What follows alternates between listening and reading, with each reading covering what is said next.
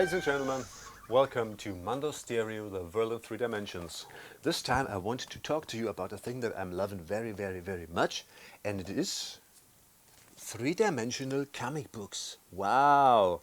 You can talk for hours and hours on 3-dimensional comic books. I'm only given a very small excerpt of things to know about the issue, and I'm starting right now in 1981 when a good friend at school handed me over this Fix und Foxy Sonderheft Zaubern Special Issue Magics.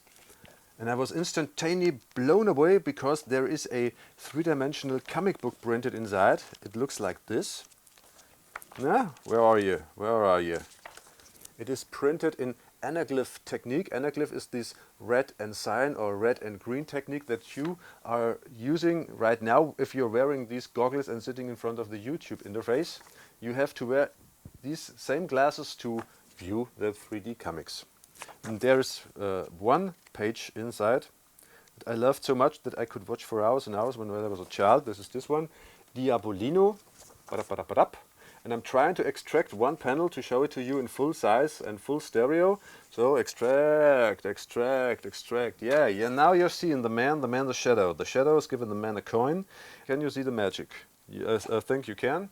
And this is the reason why I'm loving these 3-dimensional comic books that much. So later on I stumbled over some other comic books in the early 90s in Munich in a comic book shop. I found comic books issued by the 3D Zone. Cracked or Bizarre 3D or Space Hawk in 3D or even Aragonus in 3D. And I was thinking to myself, wow, this is great, I want to know more about it. And the years went on and I learned a lot thanks to this book, Amazing 3D.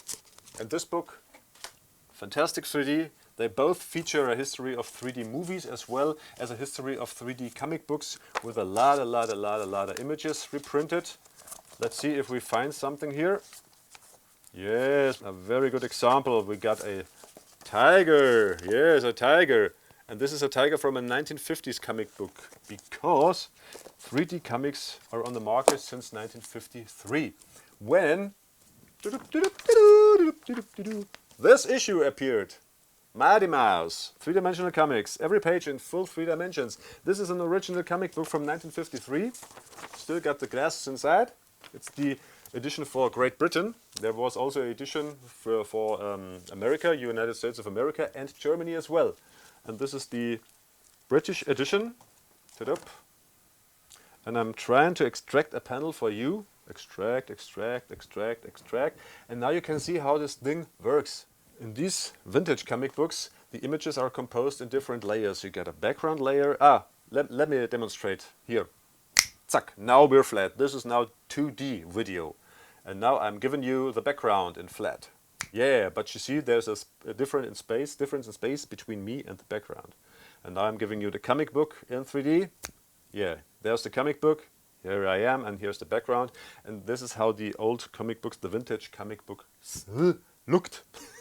They were composed of sort of cut-out layers, and they were on the market from 1953 to early 54, and then was finished. Nobody printed them anymore because it was very difficult to produce them, and so they dropped it. So in 1970 there was another 3-dimensional comic book. This is No! Stay with me! This is an underground comic book, 3 Deep Comics, but this is a single issue, only one and nothing more. And then came the 1980s. And with the 1980s there was the 3D Zone. 3D Zone published a lot of comic books. 3D Zone was the company of Ray Zone. Ray Zone is an artist, a very gifted artist, who converted regular comic books, 2D comic books, to 3-dimensional comic books. Oh my goodness, how many do I have?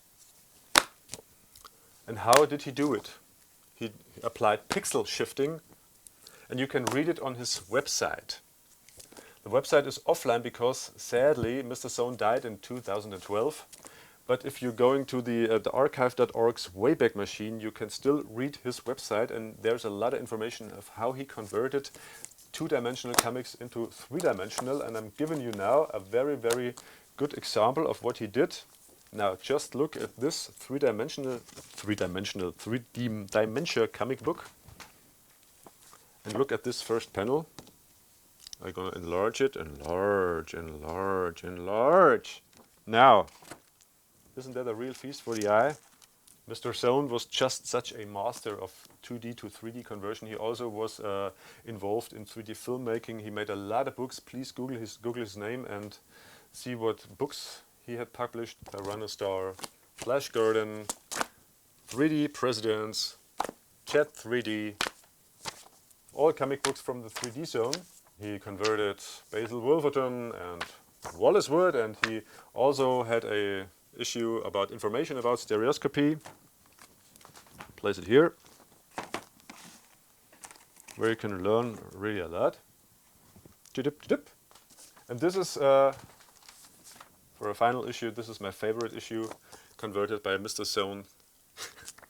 Three-dimensional, destroy the loudest comic book in the universe. No redeeming social value, fabulous first and only issue. Parents beware, this comic book is exactly what you think it is.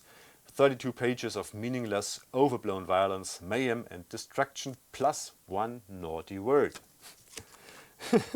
And I'm giving you a scan of a very, very good example of what Mr. Sohn did there. These are two superheroes battling each other in the streets of New York, and this is a very good panel. Enlarge. So reading 3D comic books is very much fun. I'm enjoying it all the time. Sometimes you need a lot of light to get the best effect. Don't read them in darkness or in twilight. And if you want to know more, you can check the internet or buy these books I mentioned, or check the site of Mr. Sohn, or become a member of the NSA, the National Stereoscopic Association, where a lot of devoted 3D fans are gathered, and they will present you loads of information about three-dimensional comic books. Yeah, it's really a very rewarding field of stereoscopy, and a very seldomly spoken of. Well, this was episode number 8 of Mondo Stereo, the world in 3 dimensions. This time about three-dimensional comic books. And hope to see you soon. Bye for now.